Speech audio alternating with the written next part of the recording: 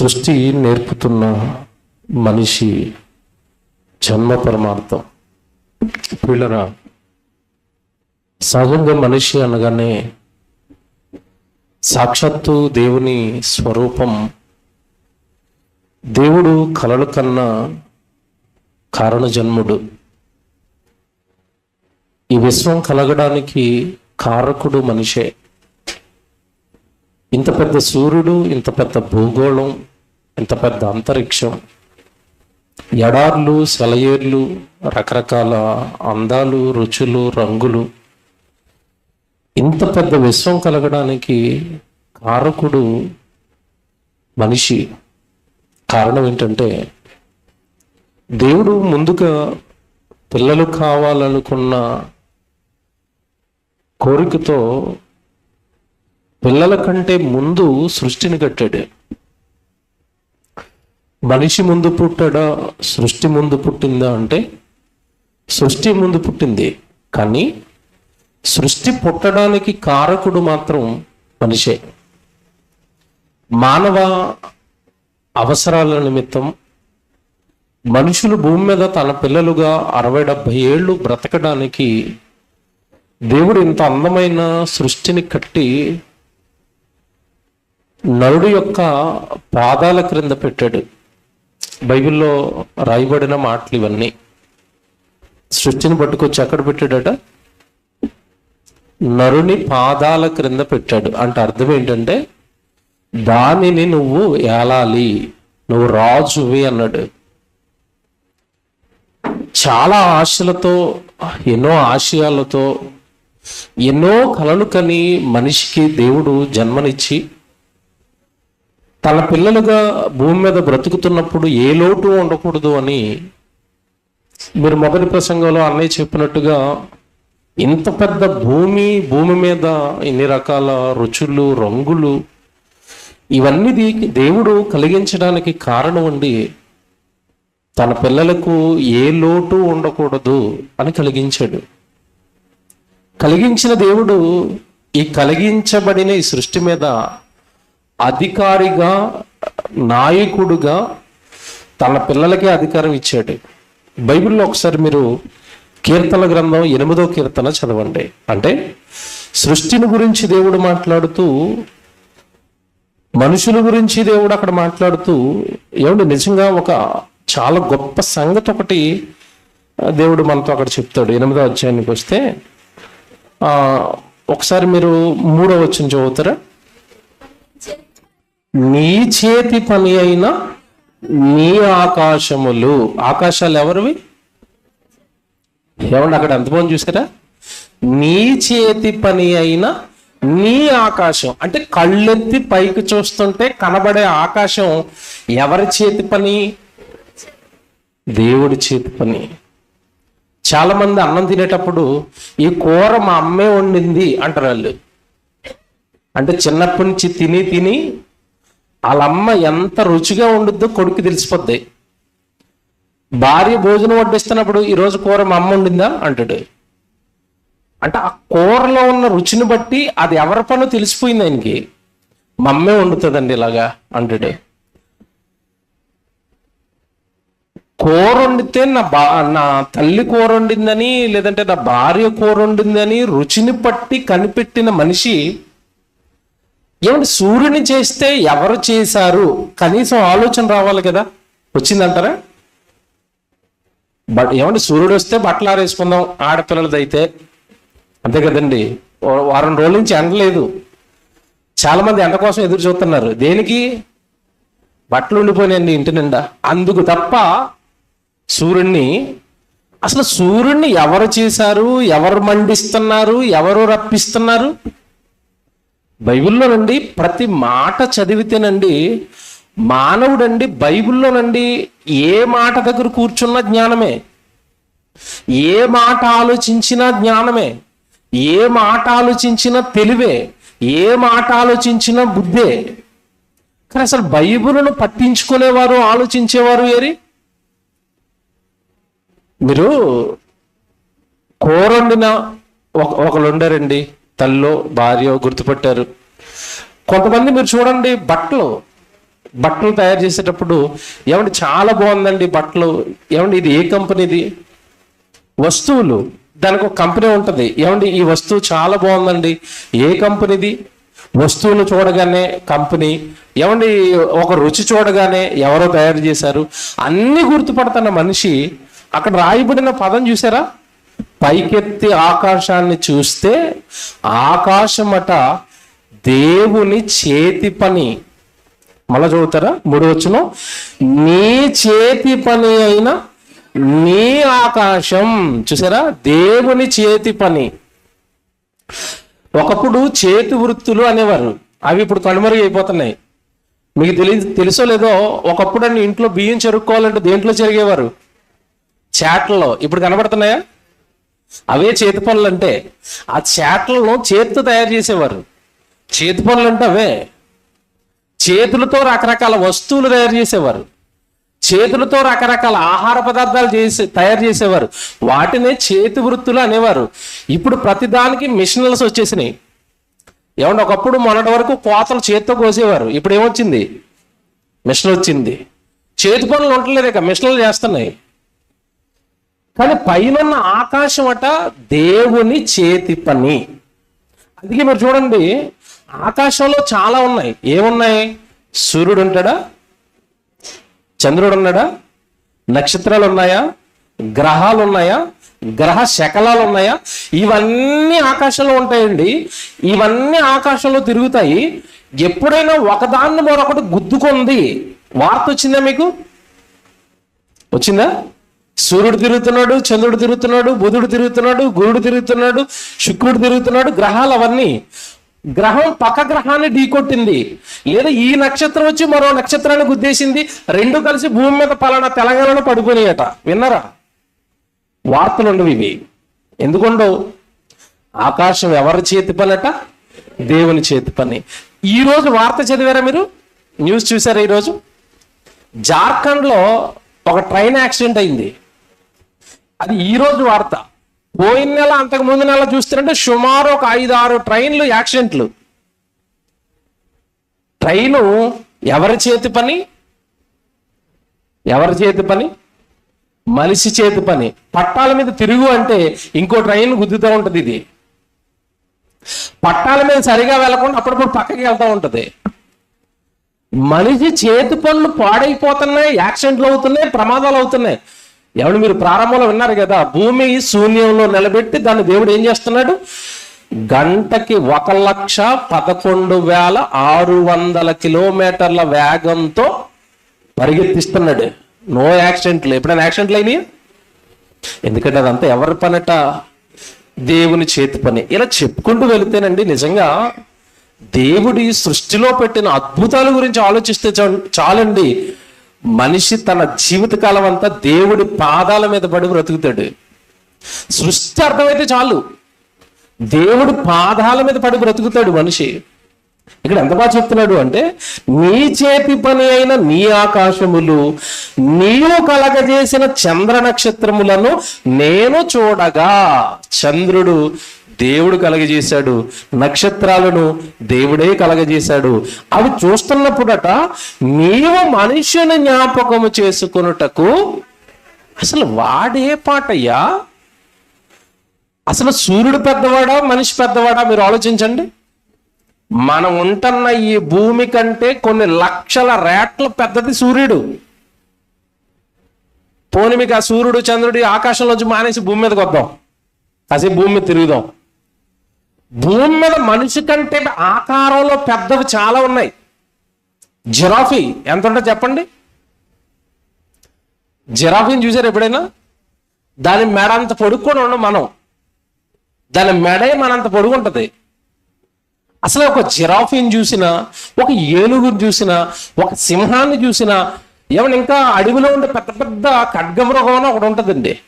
మీరు జంతువులన్నీ చూస్తున్నప్పుడు అండి, అసలు వాటి ముందు మనిషి నిలబడతాడా? నిలబడ్డావు. ఇప్పుడు నేను మాట్లాడుతున్నాను, దేవుడికి జిరాఫీ ఇష్టమా, మీరు ఇష్టమా? బాగా ఆలోచించండి. జిరాఫీని చేసింది నువ్వు ఆడుకోవడానికి కొడుక, నువ్వంటేనే నాకు ఇష్టం అంటాడు దేవుడు. అసలు ఇవన్నీ చూస్తున్నప్పుడు, సూర్యుని చూస్తున్నప్పుడు, నక్షత్రాలను చూస్తున్నప్పుడు, భూమి మీద దేవుడు కలగజేసిన పంచభూతాలను చూస్తున్నప్పుడు, అసలు మనుషులను జ్ఞాపకం చేసుకోవడానికి నువ్వు అసలు ఏ పాటి వాడవు అన్నాడా?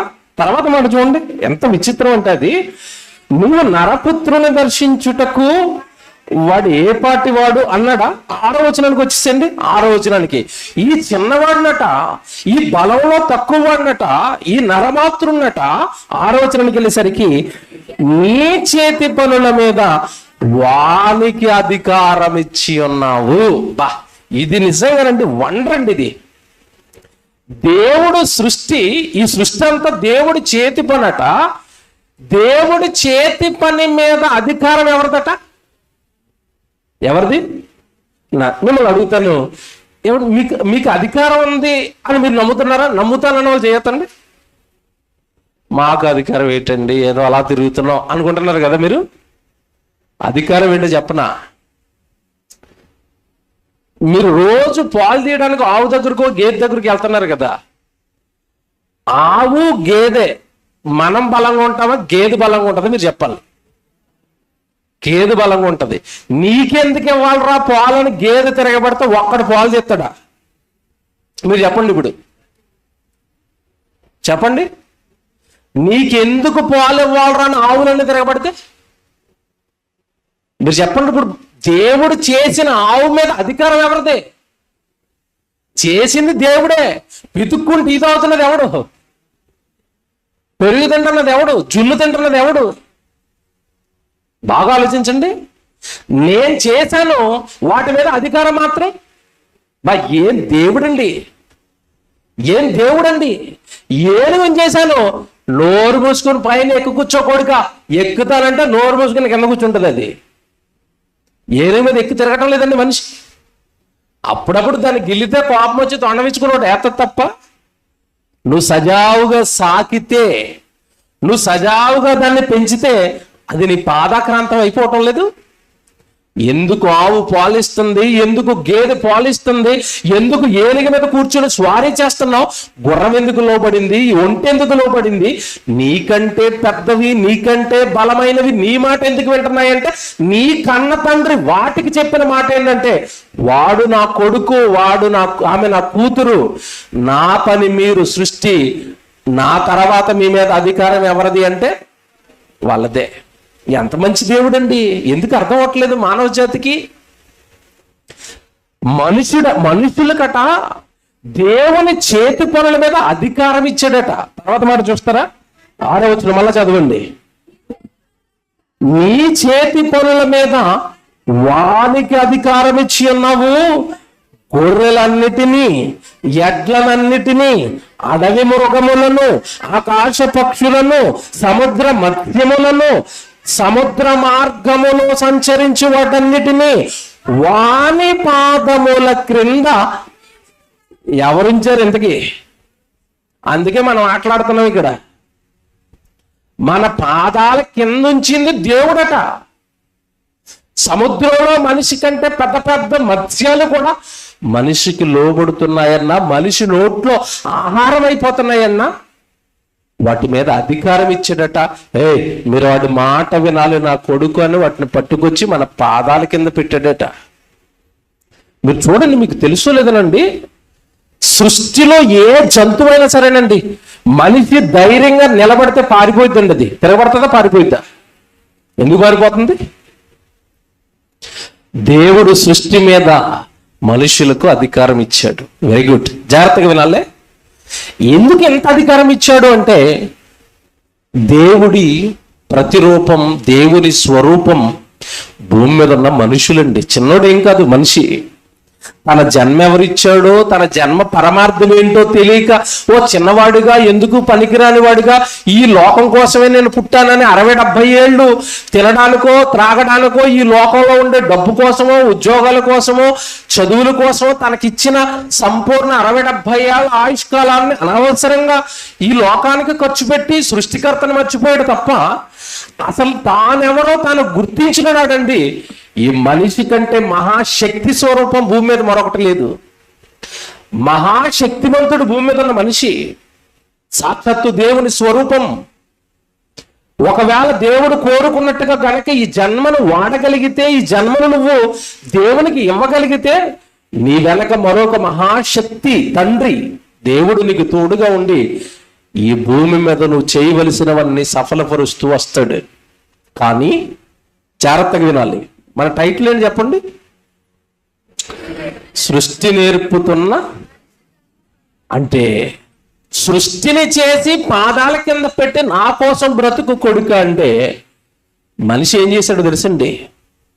దేవుడి కోసం పుట్టిన మనిషి, దేవుడిని మహిమపరచటానికి పుట్టిన మనిషి, దేవుడి కోసమే పుట్టిన మనిషి దేవుడిని విడిచిపెట్టి ఎప్పుడైతే తన కొరకు తాను బ్రతకటం ప్రారంభించాడో అప్పుడు దేవుడు నువ్వు పుట్టింది నా కోసం అని తన మాటల ద్వారా, వాక్యం ద్వారా, సేవకుల ద్వారా, బోధకుల ద్వారా, ప్రవక్తల ద్వారా ఎంతమందితో చెప్పిన మనిషి మారినప్పుడండి దేవుడు ఎంచుకున్న మరొక మార్గమే తన పాదాల క్రింద పెట్టిన సృష్టి దగ్గరకే మరలా తిరిగి మనిషిని తీసుకెళ్ళి అదిగో అది చెప్తుంది పాఠాలు విను అనే పరిస్థితికి మనిషి దిగజారిపోయాడు.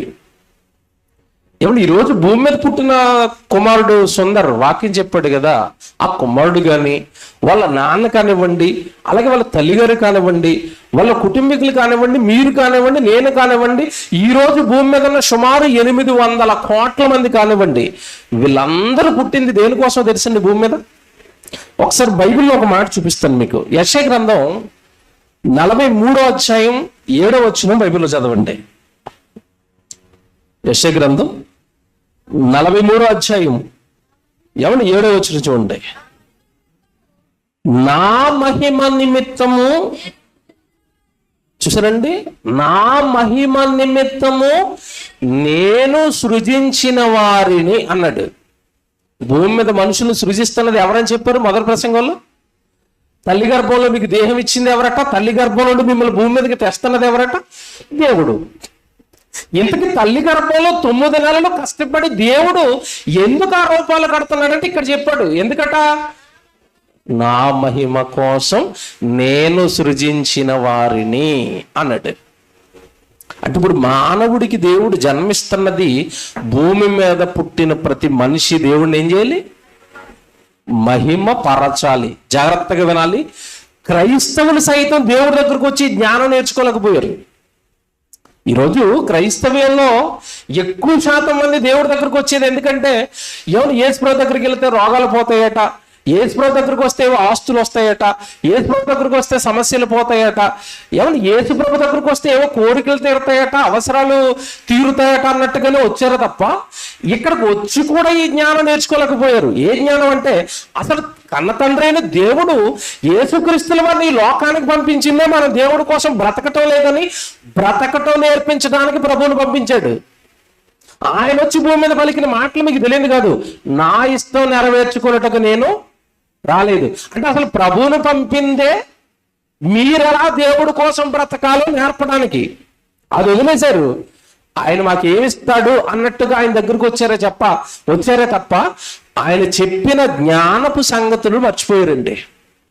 బైబిల్ వాక్యం అనగానే యేసుక్రీస్తుల వారు ఆయన మాట్లాడితే ఇప్పుడు మీరు చదువుకున్న మాటలు అంటున్నాడు, నా మహిమ నిమిత్తము నేను సృజించిన వారిని. అంటే నీకు జన్మిచ్చింది నువ్వు దేవుడిని మహిమపరుస్తావని. ఆ పనిలో నువ్వు ఉండు, ఆటోమేటిక్గా నీ అవసరాలన్నీ తీరుస్తాడు. ఆటోమేటిక్గా నీకు కావలసిన ఆరోగ్యం నీకు వస్తుంది. ఎందుకంటే నీ దేహం దేవుడి కొరకు వాడుతున్నప్పుడు నీకు కావలసిన ఆరోగ్యం దేవుడు ఇస్తాడే కూడా ఇస్తాడు. నేను నిజం చెప్తున్నానండి, ప్రాక్టికల్గా ఇవన్నీ మేము నమ్ముతాం. ఉదయం నేను ఇక్కడ దిగేసరికి నా ఆరోగ్యం బాగోలేదు. జస్ట్ 4 గంటలకు 5 గంటలకో ఒక డాక్టర్ గారి దగ్గర తీసుకెళ్లారు తమ్ముడు వాళ్ళు. నన్ను తీసుకెళ్ళగానే వెళ్ళి చెప్పంగానే కంప్లైంట్ ఇక్కడొకటి వేసాడు ఇంజక్షన్లో. 1 గంటలోనే అంత రిలీఫ్ అయింది, బాగుంది ఇప్పుడు ఆరోగ్యం. వాక్యం చెప్తున్నాను. మన దేహం దేవుడి కొరకు వాడబడాలి, ఉపయోగపడాలి అన్నప్పుడు నీ ఆరోగ్యం ఆయన చూసుకుంటాడు, నీ అవసరతలు ఆయన చూసుకుంటాడు. అసలు నువ్వు దేవుడి దగ్గరకు వచ్చి అసలు నువ్వు ఎందుకు పుట్టావో, నువ్వు ఎలా బ్రతకాలి, నీ దేహం పైన నీ జీవితం పైన ఆయనకు ఉన్న ఆశలేంటి ముందు ఇవి గ్రహించడం ప్రారంభించు వాక్యం ద్వారా. అప్పుడు నీకు కావలసినవన్నీ ఆయన ఇచ్చుకుంటూ వెళతాడు. ఒక ఉదాహరణ చెప్తాను మీకు అర్థం కావడానికి. మనం ఉద్యోగం చేయడానికి ఆఫీస్కి వెళ్తున్నాం అనుకోండి, బాస్ ఏ పని అయితే చెప్తున్నాడో ఆ పని మనం చేసుకుంటా వెళితే చక్కగా ఆయన చెప్పిందల్లా మనం చేస్తూ ఉన్నప్పుడు మనకి శాలరీ కరెక్ట్గా ఇస్తాడు, బోనస్ ఏమంటే బోనస్ వేస్తాడు, ఎప్పుడైనా సెలవు ఇవ్వండి సార్ అంటే సెలవు ఇస్తాడు. ఎప్పుడు ఇస్తాడు ఇవన్నీ? ఆయన దగ్గరికి వెళ్ళి ఆయన చెప్పినట్టుగా నువ్వు చేసినప్పుడు. అంతే తప్ప అతనికి ఇరిటేషన్ రప్పిస్తూ సెలవులు అతనికి చెప్పకుండా సెలవులు పెట్టేసి ఇంట్లో పడుకొని నెలకు ఒక 4-5 సెలవులు 10 సెలవులు పెట్టి సరిగా పని చేయకుండా, ఒకవేళ ఇల్లు రోజుల్లో కూడా అతను ఒక పని చెప్తే ఇంకో పని చేసుకుంటూ తిరుగుతున్నాం అనుకోండి, అక్కడ జీతం సరిగా వస్తుందా? ప్రమోషన్లు ఇస్తాడా? మీకు ఇది అర్థమైంది.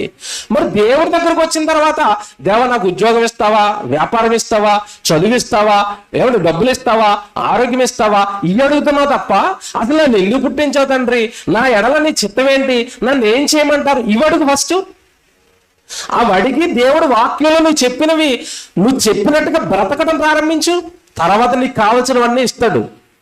దేవుడి దగ్గర చాలా మంది చేస్తున్న తప్పిదేనండి.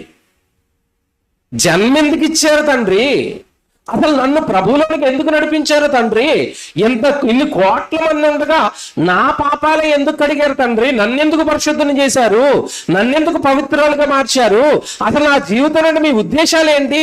మొదట దేవుడి దగ్గరకు వచ్చిన వాడు అడగవలసినవి ఇవి కదండి. ఇవి మర్చిపోయారు. వెళుతున్నాం వస్తున్నాం, కావలసిన కోరికలన్నీ అడుగుతున్నాం, ఏమన్నా అవి తీరినప్పుడు అప్పుడప్పుడు కొంచెం మరి ఎక్స్ట్రా బ్లాక్మెయిలింగ్ చేస్తూ ఉంటాం అప్పుడప్పుడు దేవుణ్ణి. ఏంటి బ్లాక్మెయిలింగ్ చెప్పండి? మనం ప్రార్థన చేసినా, ఎంత ప్రార్థన చేసినా పని అవ్వట్లేదు అనుకోండి, నెక్స్ట్ ఎవరికి? అయ్యారు నేను అడుగుతున్నాను పని అవ్వట్లేదు, మీరేం చేస్తారో తెలీదు, మీరు ఉపవాస ప్రార్థన చేయండి. ఏంటి? ఈవిడి కోసం అంటే ఆయన ఏం చేయాలట అంటే అర్థం ఏంటి? బాగా వినాలి. అర్థం ఏంటి? ఎవరు మీరు ఎలా అర్థం చేసుకుంటారో తప్పుడుగా బాధపడడం పర్లేదు, కానీ మీకు ఒక ఉదాహరణ చెప్తాను, మీకు టక్కమని వెలుగుతుంది మీరు ఏం చేస్తున్నారు. పిల్లలు అప్పుడప్పుడునండి మనల్ని పెద్ద పెద్ద కోరికలు కోరతారు. అది సైకిల్ సరిగా తొక్కడం రాదు, నాన్న బండికోని అంటాడు. బాగా వినండి, నాన్నకు తెలుస్తుంది వీడికి బండి ఇస్తే ఏం చేస్తాడో. బండి ఇంటికి రాదు, వీడు బండి కలిపి కాలంలోకి వెళ్తాయి. ఈ విషయం తెలిసిన నాన్న బండి కొండవు. బండి కొనకపోయేసరికి వీడు అడిగి అడిగి అడిగి కొద్ది రోజులకు ఒక డ్రామా ప్లే చేస్తాడు. ఏ డ్రామా చెప్పండి? నాన్న ఇంటికి వచ్చేసరికి అలిగి ఒక మూల మంచం మీద ఎక్కి కూర్చుంటాడు. ఆయన చూడగానే సీన్ అర్థం అవుతుంది అడిగి ఏదో అయిందని. ఆయన అడగండి ఈవిని అడుగుతాడు, ఏమైంది అడిగని. అన్నం తెలియలేదండి, మధ్యాహ్నం కూడా మంచం మీద అలిగి కూర్చున్నాడు, ఏదో అడిగాడట కదా మిమ్మల్ని, మీరు కొనలేదట కదా అంటే. ఇప్పుడు అడిగింది కొనకపోతే అన్నం మానేసి ఎక్కడెక్కాడు? దీన్నే ఉపవాసం అంటాను నేను, కాదా? నువ్వు అడిగింది ఇవ్వకపోతే మేము మంచం ఎక్కేస్తాం ఉపవాసం చేసి. ఇదా భక్తి అంటే? నువ్వు అడుగుతున్నది నీకు క్షేమమో కాదో నీకు తెలియదు. ఎవరికి తెలుసు? దేవుడికి తెలుసు. దేవుడిచ్చేంత వరకు ఎదురు చూడండి, అలక్కండి, ఆయన ఇబ్బంది పెట్టకండి. పిల్లోడికి చాక్లెట్లు అంటే బాగా ఇష్టం, రోజు 4 ప్యాకెట్లు, పెద్ద పెద్ద ప్యాకెట్లు చాక్లెట్లు కొనివ్వండి. ఏమవుతుంది? అడిగి పళ్ళు పుచ్చిపోయి పళ్ళు ఊడిపోతాయి, కఫం పెరిగిపోయి రోగమై హాస్పిటల్కి వెళ్ళిపోతాడు. ఎప్పుడు కూడా మనకి ఇష్టమైనవి ఏవి మనకి మంచి చేయవు. మనం ఏదో కోరేస్తాం దేవుణ్ణి, దేవా నాకు అది ఇచ్చేయి, నాకు ఇది ఇచ్చేయని. దానివల్ల నీకు ఏదైనా హాని ఉందేమో.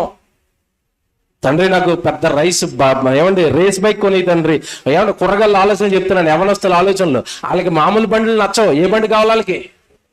రేస్ బండి తండ్రి, రేస్ బండి తండ్రి. నిజంగా రేస్ బండి ఇస్తే ఆడు 50-60 వెళ్ళడు, 100-120 వెళ్ళి కాళ్ళు చేతులు ఎరగొట్టుకుంటాడు. ఆ విషయం తెలిసి దేవుడికి ఇవ్వట్లేదు అనుకోండి, ఈడు ఉపవాసాలు చేస్తే అలా ఉంటుంది. ఇప్పుడు మీరు చెప్పండి, బాగున్నాయా ఏమన్నా అడిగేవి?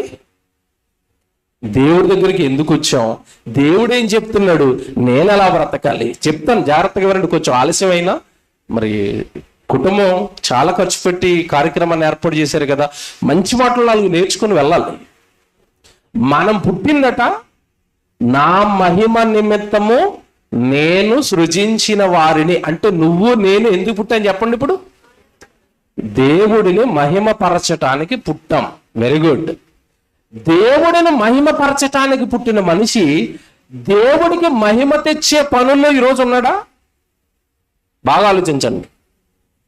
ఉన్నాడా? దేవుడికి మహిమ తెచ్చే పనుల్లో లేడండి. సొంత మహిళడుతున్నాడు. అంటే నేను గొప్పవాడిని అవ్వాలి, నేను గొప్పదాన్ని అవ్వాలి, మేము ఆస్తిపరులు అవ్వాలి, లేదంటే మాకు మంచి అధికారం ఉండాలి, మాకు చదువు ఉండాలి, డబ్బు ఉండాలి, ఇల్లు ఉండాలి, పొలాలు ఉండాలి, కార్లు ఉండాలి. ఇవన్నీ దేనికోసం? నేను లోతుకు అడుగుతున్నాను. ఇవన్నీ దేనికోసం? ఎవడిప్పుడు కోటీశ్వరుడు పూటకి ఎన్నిసార్లు తింటాడు? 10 సార్లు అన్నవాళ్ళు చేయొద్దండి. అనిల్ అంబానీ ఎన్నిసార్లు తింటాడు? ఎన్నిసార్లు తింటాడు? 3 సార్లే, అంతేనండి. ఇప్పుడు నీకు కోట్లున్నా తినేది ఎన్నిసార్లు? 3 సార్లే. ఓ మాట అడుగుతాను, సామాన్యంగా మనం ఎంత తింటాం? క్వాంటిటీ చెప్పండి. రోజు అంతట్లో కిలో బియ్యం తింటామండి 3 సార్లు తింటే.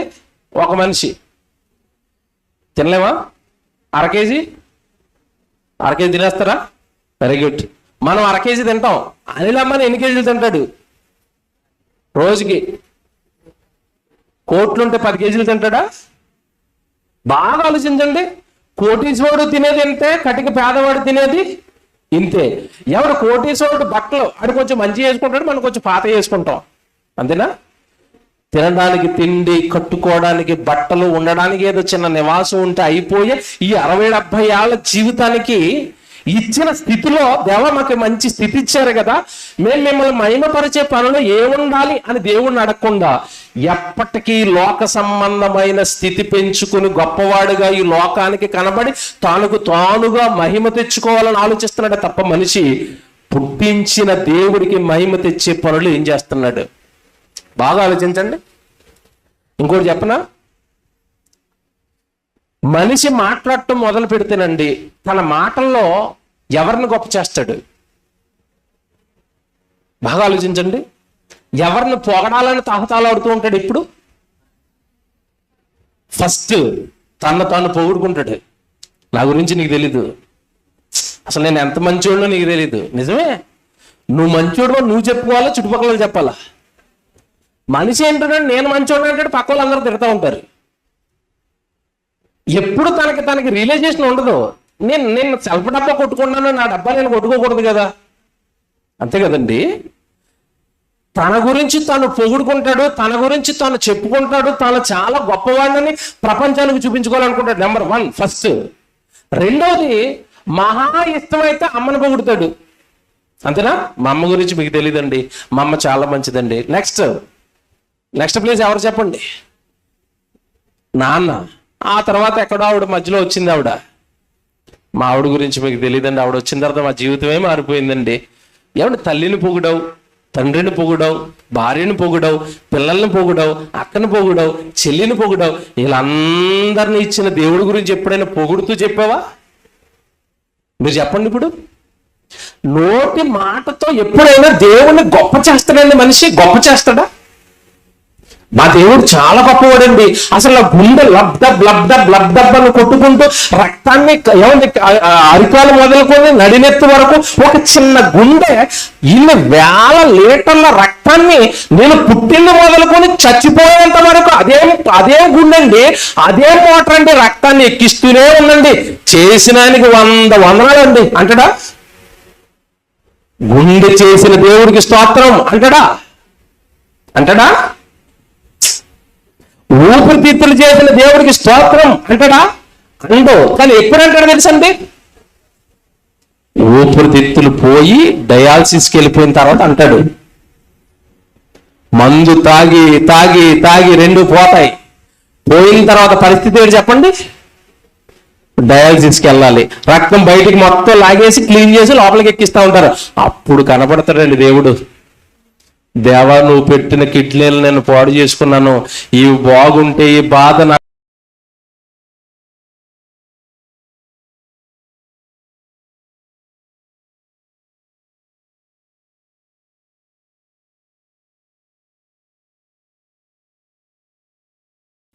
మనిషి చేస్తున్న భయంకరమైన పాపం అండి. దేవుణ్ణి గణపరచకపోవటం, దేవుడికి ఇవ్వవలసిన గౌరవం, దేవుడికి ఇవ్వవలసిన మర్యాద దేవుడికి వెళ్ళవలసిన మహిమ, దేవుడికి వెళ్ళవలసిన కీర్తి అన్ని తానే కొట్టేసి తానే అనుభవిస్తున్నాడు. మలాకి గ్రంథం తీయండి. దేవుడు మనుషులు ఉద్దేశించి ఏమంటున్నాడో ఒక మాట మీకు చూపిస్తాను. మలాకి గ్రంథం ఏమండి 2వ అధ్యాయానికి రండి. 2వ అధ్యాయము లేదంటే 1వ అధ్యాయంలో కూడా ఒక మంచి మాట. 1వ అధ్యాయం చదువుతాను, 6వ వచనం చదవండి. మలాకి గ్రంథం 1వ అధ్యాయం 6వ వచనం. కుమారుడు తన తండ్రిని గణపరచును కదా. మీ నాన్నని గణపరచావు కదా. మా నాన్న చాలా గొప్పవాడు అన్నావు కదా. మా నాన్న రెక్కల ముక్కలు చేసుకుని నన్ను పెంచాడు అన్నావు కదా. మా నాన్న రెక్కల ముక్కలు చేసుకుని నా పెళ్లి చేశాడు అన్నావు కదా. కుమారుడు తన తండ్రిని గణపరుస్తున్నాడు కదా. మంచిదే, కన్నాడు, పెంచాడు, పెద్ద చేశాడు. ఆ తండ్రిని గణపరచడం తప్పంటం లేదు దేవుడు. రైట్, తండ్రిని గణపరిచావు. నెక్స్ట్, దాసుడు తన యజమానుని గణపరచాను కదా. నీ బాస్ని పొగడావు. మా బాస్ చాలా మంచోడండి, నేను అడిగినప్పుడల్లా సెలవిస్తాడండి. నేను ఎప్పుడైనా జీతం సరిపోక ఎక్స్ట్రా బోనస్ ఏమంటే వేస్తాడండి. మా బాస్ చాలా మంచోడండి, మా ఓనర్ గారు చాలా మంచోడండి, అడిగినప్పుడల్లా డబ్బులు ఇచ్చాడండి. మా ఇంట్లో ఫంక్షన్కి వచ్చి నా కుమారుడు బర్త్డేకి పెద్ద చైన్ వేసాడండి. పొగిడావు కదా. ఎవరిని పొగిడావు? మీ బాస్. నువ్వు పని చేస్తానని యజమానుని పొగిడావు కదా. తండ్రిని గణపరిచారట. నెక్స్ట్, తన యజమానుని గణపరిచారట.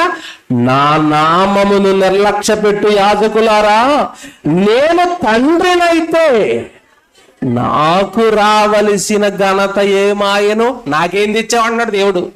ఎలాగన్నాడు? నేను తండ్రినైతే. ఆ పదం చూసారా? దేవుడు ఎవరట? దేవునికి తండ్రి.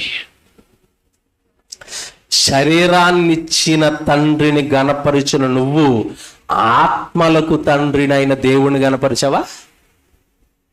మీకు అర్థమైందో లేదో? మీ నాన్న దేహం ఇచ్చాడండి. మా నాన్న నన్ను కన్నాడు, మా నాన్న నన్ను పెంచాడు, నా నాన్న గొప్ప చేశాడు, నాకు చదువు చెప్పించాడు, అయ్యో నాకు ఒక మంచి భర్తనిచ్చాడు, పెళ్లి చేశాడు, ఎప్పటికే మా నాన్న నా పెళ్లి అప్పులు కడుతున్నాడు. ఆడపిల్లలు చాలా ప్రేమ చూపిస్తారు నాన్న మీద. వెరీ గుడ్, మంచిది. ఈ శరీరాన్ని ఇచ్చిన నాన్నని ఇంతగా ప్రేమిస్తున్న నువ్వు, నీలో ఉన్న ఆత్మ, మీ నాన్నలో ఉన్న ఆత్మ, ఈ రెండింటికి తండ్రి ఎవరు? దేవుడు. అతనికి ఏమిచ్చారు?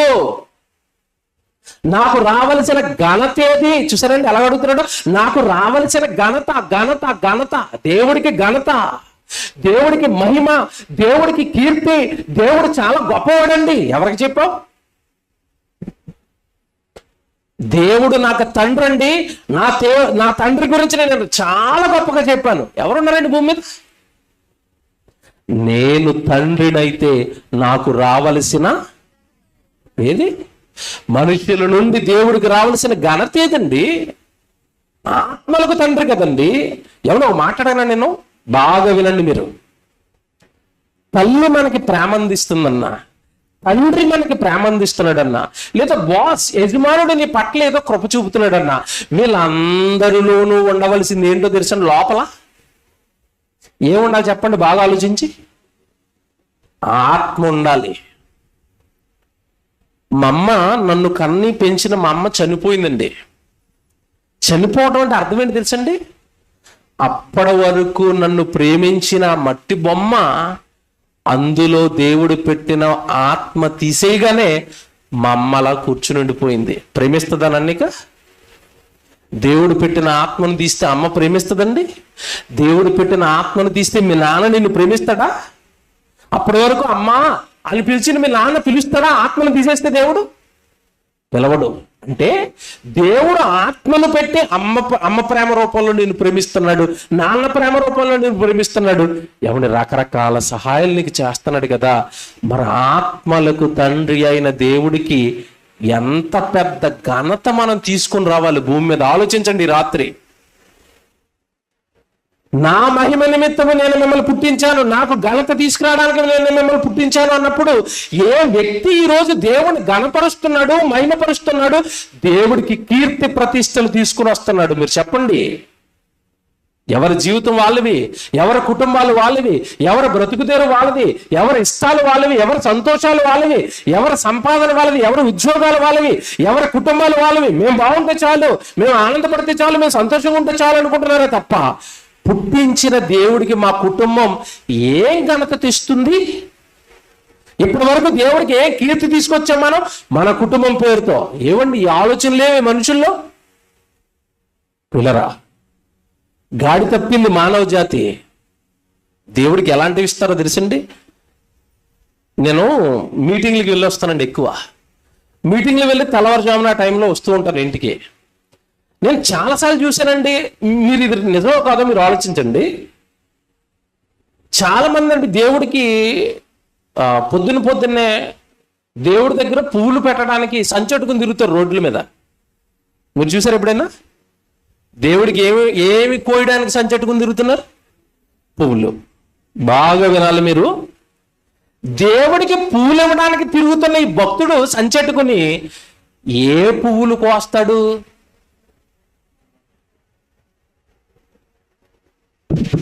ఆడపిల్లలు నాకు చెప్పండి, ఆడపిల్లలు జడలో పెట్టుకుని పువ్వులు ఏమైనా దేవుడి దగ్గర పెడతారా? గులాబీ పువ్వులు, బంతి పువ్వులు, మల్లె పువ్వులు ఇవేవి పెట్టరండి. పిచ్చి చెట్లు ఉంటాయి రోడ్డు పక్కన, ఎందుకు పనిచేయనివి. ఆడపిల్లలు నెత్తులో కూడా పెట్టుకొని పువ్వులు ఉంటాయి. ఆ ఇల్లు కోసేసి పట్టుకెళ్ళి దేవుడి దగ్గర వేస్తా ఉంటాడు. అంటే అర్థం ఏంటి? ఎవడికి పనికిరాని అన్ని నేను ఎత్తినేస్తున్నాను తండ్రి, నన్ను దీవించు. ఇది నిజమో కదా నాకు చెప్పండి. ఏ దేవుడి దగ్గర గులాబీ పూలు వేయడం చూసారా మీరు? అంటే నీకు పనికిరానివి పిచ్చి చెట్లు, ఆడపిల్లలు, నీ భార్య కూడా చెవులో కూడా ఎట్టుకోదాయి పట్టుకెళ్తే. నెత్తులో కొంచెం చెవులో కూడా ఎట్టుకోతాయి. అవన్నీ పట్టుకెళ్ళి భక్తుడు ఎవరికేస్తాడు? దేవుడికి. ఇంకోటి చెప్తాను, మీరు బాగా ఆలోచించండి. మనిషి సహజంగా తినే అట్టుపళ్ళు అండి, ఇంతంత పెద్ద పెద్ద అట్టుపళ్ళు తింటాడండి. చక్రగెలి అంటాడు, ఇంకా ఏవో ఉన్నాయి కదండి రకరకాల అట్టుపళ్ళు, పెద్ద పెద్ద అట్టుపళ్ళు అండి. మీరు షాప్ దగ్గరికి వెళ్ళి దేవుడు అట్టుపళ్ళు ఇయ్యని అడగండి, ఎంత ఉంటుంది అది? నా ఏళ్ళలో సగం, నా పొడిగేళ్ళు అండి అవి. కరెక్ట్గా నా వేలు అంత కూడా ఉన్నది, అది ఎంత ఉంటుంది. ఈ అట్టుపళ్ళు ఏ అట్టుపళ్ళట? పెద్దవి లావి పెట్టవా? అంత పెద్దవి ఆయనకి ఎందుకు? ఎంత దారుణం చూసారు, ఎంత కర్కశంగా ఉన్నాడు చూసారా మనిషి. ఆయన వలన బ్రతుకుతూ దేవుడికి ఇచ్చేటప్పుడు పనికిరానివి, వీడి తిననివి, ఏమైనా వీడికి ఉపయోగం లేనివి పట్టుకెళ్ళి ఆయనకి ఇస్తూ ఉంటాడు. నేను మాట్లాడుతాను, చాలా మంది భక్తులు దేవుడికి ఇచ్చేస్తూ ఉంటారు. ఏంటది? గుండు, జుట్టు ఎందుకు ఇచ్చారు? 3 నెలలకు మళ్ళీ వస్తుంది కనుక. దేవుడి మీద అంత భక్తి ఉంటే చెయ్యి ఇచ్చేరాదు? ఇచ్చేమన్నాడు మళ్ళీ వస్తుందా? మళ్ళీ రానివేవి ఎవడో. జుట్టు పోతే మళ్ళీ వస్తుంది కనుక నేను భక్తుడిని, నా భక్తికి నిదర్శనం ఇదిగో తీసుకో అంటున్నాడు. ఆయనే చేసుకోవాలి వాటితో. నిన్ను ఎత్తి వేడెక్కిపోద్ది ఎండకాని, జుట్టు ఎట్టింది ఆయనే, మళ్ళీ ఆయనే చేసుకుంటాడు వాటితో. జుట్టు ఇస్తాను, పనికిరాని పువ్వులు ఇస్తాను, ఎవడో తినడానికి పనికిరాని చిన్న చిన్న అట్టిపళ్ళు ఇస్తాను. అతి కష్టం మీద ఎప్పుడైనా కొబ్బరికాయ కొడితే మళ్ళీ సగం నేనే తెచ్చేసుకుంటాను. అంతే కదండి. కొబ్బరికాయ కొట్టి మొత్తం ఇస్తాడా? ప్రసాదం పేరుతో సగం స్వాహా. మళ్ళీ దేవుడికి ఏదో చిన్న చిన్న ఒక కొబ్బరికాయో అట్టుపండు పనికిరాని పువ్వులు ఇస్తే దేవుడు పొంగిపోతున్నాడు అని కోరుకున్నాడు మనిషి. మీకు మాట చెప్పనండి, దేవుడికి భూమి మీద అతి ఇష్టమైంది ఏంటో తెలుసండి? బాగా ఇష్టమైంది ఏంటో తెలుసా? నువ్వు ఏమి ఇస్తే సంతోషపడతాడో తెలుసా? ఆయనకి బాగా ఇష్టమైంది ఏదో తెలుసా అసలు నీకు? నీ శరీరం అంటేనే ఆయనకి ఇష్టం, నీ దేహం ఆయనకి ఇష్టం. కారణం, తన స్వహస్తాలతో నీ దేహాన్ని తల్లి గర్భంలో కట్టుకున్నాడు. నీ గొంతు ఇష్టం ఆయనకి, ఆ గొంతుతో పాట పాడితే ఆనందపడతాడు. నీ చేతులు ఇష్టం ఆయనకి, నీ చేతులతో ఎంతో మందికి వంట చేసావు కదా. దేవుడి సేవకుడికి కానీ, దేవుడిని నమ్ముకున్న ఒక సహోదరుడికి కానీ, లేదంటే ఇలాంటి దేవుడి కార్యక్రమాల సభలు జరుగుతున్నప్పుడు నీ చేతులతో కష్టపడి వంట చేయి. ఆ చేతులు ఇష్టం దేవుడికి. నీ గొంతు ఇష్టం దేవుడికి, నీ పెదవులు ఇష్టం దేవుడికి, నీ ఆలోచనలు ఇష్టం దేవుడికి, నీ కళ్ళు ఇష్టం దేవుడికి, నీ చెవులు ఇష్టం దేవుడికి, నీ నోరు ఇష్టం దేవుడికి, టోటల్ గా నీ దేహం ఇష్టం దేవుడికి. అందుకే బైబిల్లో దేవుడు ఏం కోరుకున్నాడు తెలుసా? సజీవ యాగముగా మీ శరీరములను ఆయనకి సమర్పించండి. మీ అట్టిపులకు ఒక నమస్కారం. ఆయనకి కావలసింది పనికిరాని అట్టుపళ్ళు పూలు కాదు. ఏం కోరుకుంటున్నాడు? నువ్వు రా నా దగ్గరికి. చాలా మంది ఏమంటున్నారంటే, దశంభాగం పంపిస్తాను తండ్రి, సైలెంట్ అయిపో అంటున్నారు. నాయనా, దశంభాగం ఇయ్యు, డబ్బులు ఇయ్యు, దేవుడి పనికి తప్పు కాదు. నువ్వు రావా? ఎవడు మీకు మాట అడుగుతాను, ఇది ఎలాగుంటుంది చెప్తాను మీకు అర్థం కావడానికి. మిమ్మల్ని కనీ పెంచిన మీ అమ్మ నాన్న చూడడానికి రాకుండా నెల నెల జీతం పంపుతాను, తినేసి ఆ ఇంట్లో పడుండండి అను అమ్మ నాన్నని. ఊరుకుంటారా? మీరు చెప్పండి. ఇప్పుడు మీ పిల్లలు మీకు ఎలా చేస్తే మీ మనసు ఎలాగుంటుంది? నీ డబ్బులు ఎవరికి కావాలరా అంటారా అనరా? ముసలి కోపం వస్తే అంటారా అనరా? నీ డబ్బులు ఎవరికి కావాలరా? మాకు వస్తుంది పెన్షను, అదే బో అంటారు అంతే. నువ్వు మీ ఆవిడ తిరగండి, డబ్బులుంటే. మాకు డబ్బులు కాదు, మీరు రండి మా ఇంటికి, మాతో ఉండండి, మమ్మల్ని పలకరించండి, మాతో 4 రోజులు ఉండండి, సంతోషంగా మాట్లాడండి. అది కొడుక కోడల అంటాదా? అందా ముసలి తల్లి. దేవుడి దగ్గరికి డబ్బులు పంపించేస్తాను, నేను ఊరు మీద పడి తీరుతాను, దేవుడు సంతోషపడిపోతాడా? మీరుండాలి ఆయన సన్నిధిలో, మీరు మహిమ పరచాలి, మీ దేహం ఆయన పని కొరకు వాడబడుతూ ఉండాలి. అలా దేవుడికి మహిమ కీర్తి తీసుకొని రావడానికి భూమి మీద మనిషి పుడితే ఇవన్నీ మరిచిపోయి మనిషి గాడి తప్పితేనండి దేవుడు మరలా తీసుకెళ్ళి ఎవరి దగ్గర పెడుతున్నాడు తెలుసా? ఒక్కసారి సృష్టిలో ఉన్న వాటిని చూడండి, వాటి మీద అధికారిగా నియమించిన నేనే ఈ విషయాలన్నీ మీరు తెలియక గాడి తప్పినప్పుడు చివరికి మిమ్మల్ని తీసుకెళ్లి వాటి దగ్గర పెట్టాల్సి వస్తుంది అంటున్నాడు దేవుడు. దేవుడండి బైబిల్లోనండి బాధపడుతూనే చెప్పాడు. అసలు మీరు నా పిల్లలు నా వాక్యం చదువుకొని అసలు నా మాటల ప్రకారం బ్రతికి నన్ను మహిమపరచవలసిన వాళ్ళు, మీరు ఎప్పుడైతే గాడి తప్పారో నేను 2వ పద్ధతి ఉపయోగించాల్సి వస్తుంది. ఏంటో పద్ధతి అంటే, మిమ్మల్ని సృష్టి దగ్గరకు పంపించి పాఠాలు నేర్పించవలసిన పరిస్థితి ఏర్పడింది. సామెతల గ్రంథం 6వ అధ్యాయం 6వ వచనం చదవండి బైబిల్లో. సామెతల గ్రంథం 6వ అధ్యాయం 6వ వచనం.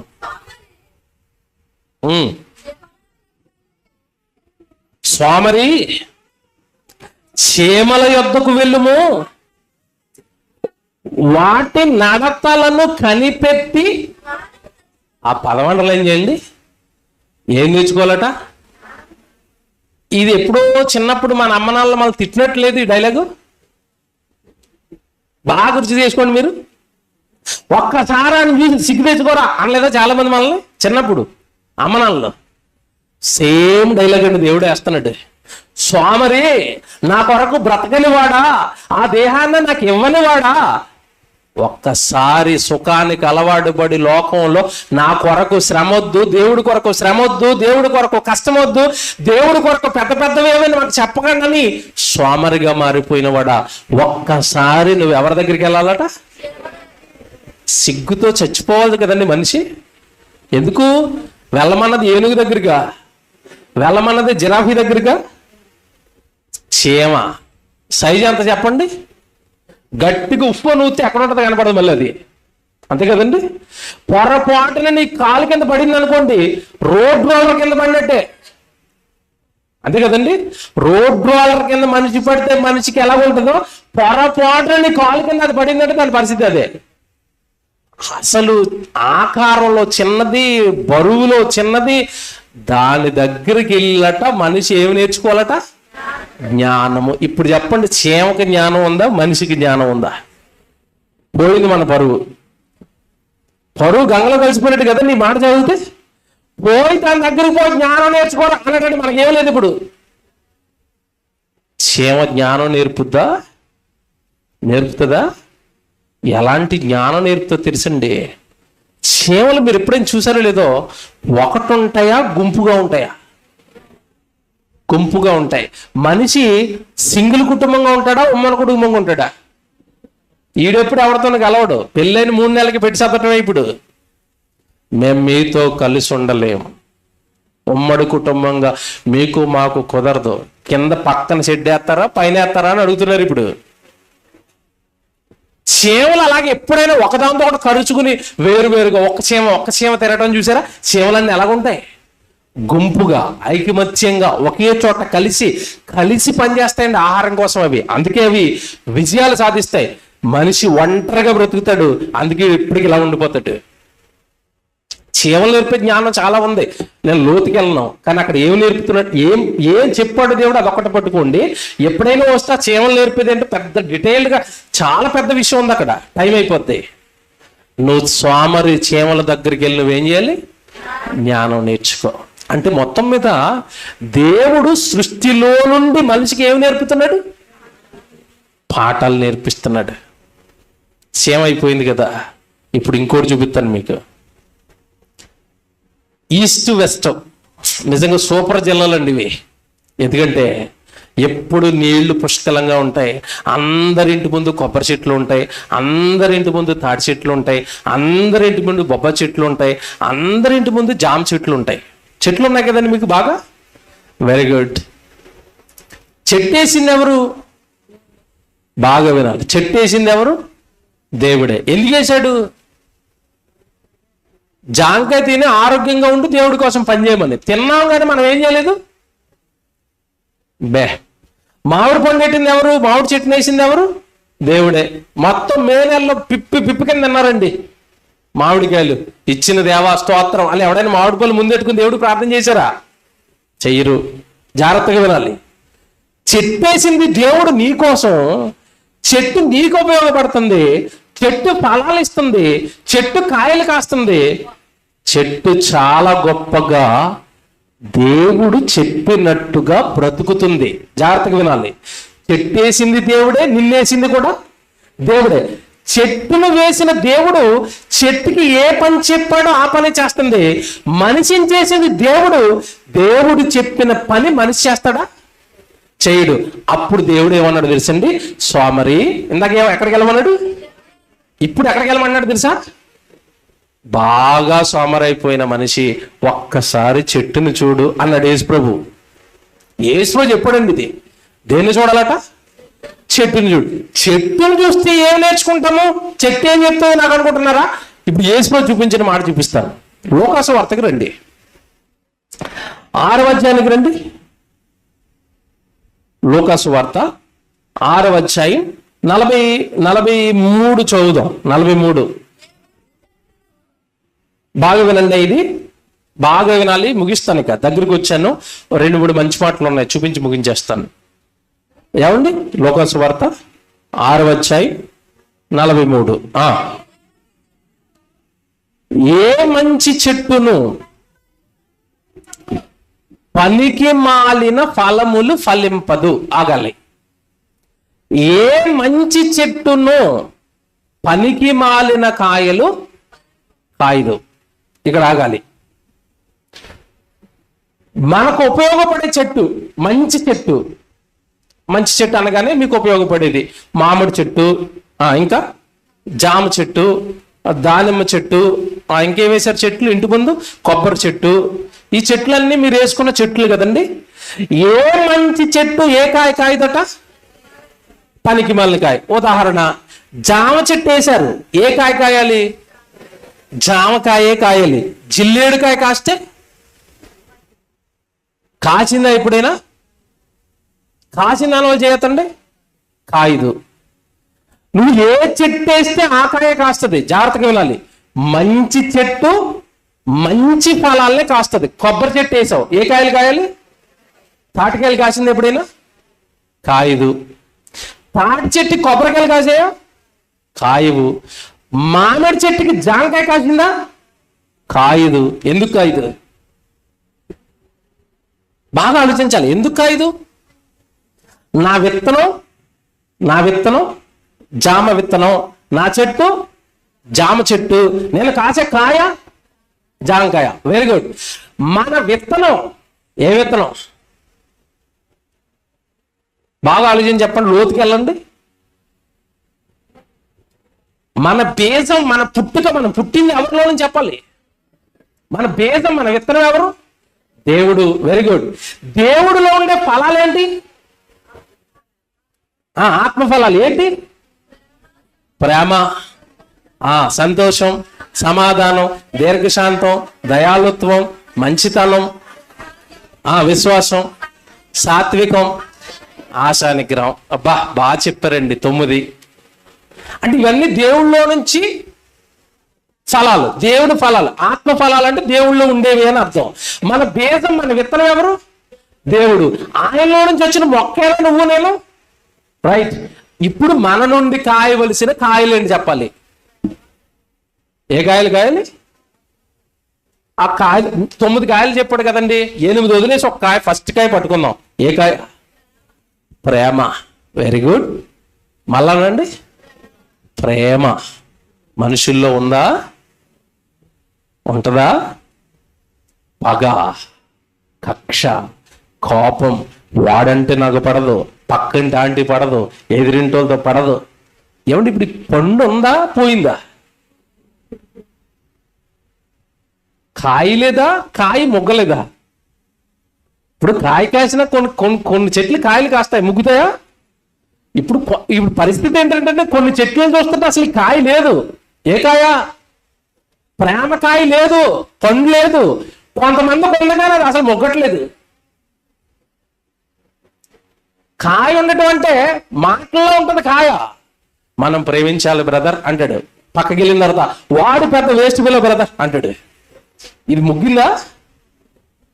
ఈ మొగ్గది. ఇది మొగ్గని కాయ తినడానికి పనిచేస్తుందా? ఇప్పుడు బాగా వినాలి.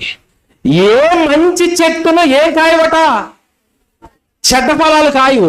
నువ్వు నేను దేవుని కుమారుడు అయితే, దేవుని కుమార్తె అయితే, మనలో నుండి పుట్టవలసినవి ప్రేమ కాయలైతే, ప్రేమ ఫలాలైతే ఏవి మనుషుల్లో కాయలు ఉన్నాయా? అందుకే దేవుడు అంటున్నాడు, ఒరే పోయి ఒక్కసారి చెట్టుని చూడు, ఏ మంచి చెట్టును చెడ్డ ఫలాలు కాయవు. దేవుడు గర్భాన్ని పుట్టిన నీలో ఎందుకు దేవుడు చూడాలనుకున్న ఫలాలు లేవు? ఎంత బాగున్నాడు యేసు ప్రభు. అంటే మనల్ని ఎక్కడ తీసుకెళ్ళాడు? ఇప్పుడు చెట్టును చూడు. ఏమంటే ఈస్ట్ గోదావరిలో నా చిన్నతనంలో ఒక సామెత చెప్పేవారు. నేను పుట్టింది ఈస్ట్లోనే కాబట్టి తెలుసు నాకు. నా చిన్నతనంలో మా నాన్నమ్మ చెప్పేదండి మాట, సామెత. కొడుకుని పెంచటం కంటే కొబ్బరి చెట్టును పెంచటం బెటర్ అనేవారు. తెలుసా మీకు ఇది? ఏంటట? కొడుకును పెంచటం కంటే ఎందుకు కొడుకు బాగా వచ్చిన తర్వాత తుర్రుమని వెళ్ళిపోతాడు. కొబ్బరి చెట్టు వెళ్తుందా? దాని జీవిత కాలం అంతా పెంచిన ఆయనకి ఏమిస్తుంది? కాయలు ఇస్తుంది. కొబ్బరి చెట్టు కాయలు ఇస్తుందా? నిన్ను కన్న నీ తండ్రికి నువ్వు ఫలాలు ఇవ్వవా? నువ్వు మంచి చెట్టువా? కనీసం కొబ్బరి చెట్టు పక్కన నిలబడడానికి అర్హత ఉంది ఇప్పుడు మరి చెప్పండి. కొబ్బరి చెట్టును పక్కనైతే పక్కన నువ్వు జారబడి సెల్ఫీ తీసుకున్నప్పుడు దేవుడు ఏమనుకుంటాడు తెలుసా? ఆ చెట్టు మంచిదిరా, నువ్వు దొంగడురా అంటాడు. అందుకే సెల్ఫీలన్నీ ఎక్కడ తీస్తారు? చెట్ల దగ్గర, మొక్కల దగ్గర. ఆ మొక్కలు మంచివురా, ఫలాలు ఇస్తాయి. ఆ చెట్లు మంచివురా, నీ నుండే నాకేమీ లేవురా. బాగా వినండి, చదువుతారా వచ్చును 6వ అధ్యాయం, లూకాసు వార్త 6వ అధ్యాయం 43. ఎందుకు చెప్తాడు యేసు ప్రభు ఈ మాట? కిందకి వెళ్ళేసరికి అర్థమవుతుంది. ఏ మంచి చెట్టునను పనికి మాలిన ఫలములు ఫలింపవు. పనికి మాలిన చెట్టున మంచి ఫలములు ఫలింపవు. అంతే కదండి. ఏదో పిచ్చి చెట్టు వేసి బొబ్బస్కాయలు కాయమంటే కాస్తుందా? నా పేరు పిచ్చి చెట్టు నాయన, నేను నీకు అలాంటివి ఏవి కాయని నేను అంటది. అది పనికి మాలిన చెట్టు. పనికి మాలిన చెట్టే మంచి చెట్టు. ఏమండి మీకు తెలుసో లేదో, బొప్పాయి చెట్టు అండి పెద్ద అయ్యేంత వరకు బొప్పాయికాయలు కాస్తుందో లేదో తెలీదు. తెలుసా మీకు? ఎందుకు? బొప్పాయి చెట్లలో పోతు చెట్టు ఉంటుంది, అది తీగలేస్తుంది. తీగ చూడగానే అయ్యగారు కత్తులు పడతాడు ఇక్కడ. దేనికి? ఏడు తీగ కనపడగానే కత్తి ఎందుకు నోడుతున్నావు? కాయలు కాయకపోతే నేనేం చేస్తాను? అబ్బా ఇదే కత్తి నీ కోసం దేవుడు నూరితే, నా కోసం ఫలించిన వాడా, నాకు మహిమ తీసుకొని రానివాడా, నా ఫలాలు లేనివాడా, నువ్వెందుకు రాని కత్తి నూరాడు అనుకోండి. ఏంటి మన పరిస్థితి? ఏమో నేను మాట్లాడుతానండి, నీకు పనికి రాని చెట్టును నరికేయడం నీకు న్యాయమేనా? న్యాయమా కాదా? ఇప్పుడు సైలెంట్ అయిపోతారు అందరూ. న్యాయమా కాదా? పోతు బొబ్బా చెట్టును నరకటం న్యాయమా కాదా? న్యాయమే. ఇప్పుడు దేవుడు కొరకు పనికి రాని వాడిని దేవుడు నరకటం న్యాయమా కాదా? ఇప్పుడు మరి ఫలాలు లేని వాళ్ళు అందరూ మరి రేపటికి అబ్బాబా మేము మారిపోతుందండ్రి, ఇక మరి ప్రసంగం విన్న తర్వాత రేపు నుంచి కాయలంటారు, రుతిదే. ఇది ప్రసంగాలు విన్నప్పుడు వెక్కే వేడండి. తెల్లారేసరికి సైతాన్ గడు చల్లనీళ్ళు బకెట్తో రెడీగా ఉంటాడు. అక్కడికి వెళ్ళిన తర్వాత ప్రసంగం అంతా దేవుడి కోసం బ్రతకండి, దేవుడి కోసం ఫలించండి, దేవుడి కోసం మీటింగులు పెట్టండి, దేవుడి కోసం ప్రార్థనలు పెట్టండి, దేవుడు తెలియని వారికి దేవుడి కోసం చెప్పండి అంటే ఇక్కడ ప్రసంగాలు వేడెక్కిపోతే రేపు వాడు చల్లనీళ్ళు కూల్ బకెట్ నీళ్ళతో రెడీగా ఉంటాడు. ఏంటో తెచ్చండి, వాడేసే నీళ్ళు ఎలాగుంటే చెప్తాను, రేపు వేస్తాడు మీకు. ఖచ్చితంగా ఈ ప్రసంగం ఏంటంటే మీ అందరి మీద పెద్ద పెద్ద బకెట్లు రెడీ చేస్తున్నాడు. ఆ బకెట్లు ఎలా ఉంటాయంటే, దేవుడి కోసం బ్రతుకుతావా? ఒక్కసారి నీ వెనకింటి ఆయన చూడు, నిన్నగాక మొన్న ఉద్యోగం ప్రారంభించి 2 ఫ్లోర్లు బిల్డింగ్ కట్టాడు. ఆ పక్క ఆయన చూడు, గల్ఫ్ వెళ్ళిపోయి ఎంత పెద్ద ఎకరం, 4 ఎకరాలు 3 ఎకరాల పొలం కొన్నాడు. నువ్వెప్పుడూ దేవుడు దేవుడు అనుకుంటే నువ్వు ఎలా బతుకుతావు అంటాడు. ఈ ఒక్క బకెట్ చాలండి, ప్రసంగం ఉంటుందా? దేవుడి కోసం చెయ్యాలనిపిస్తుందా?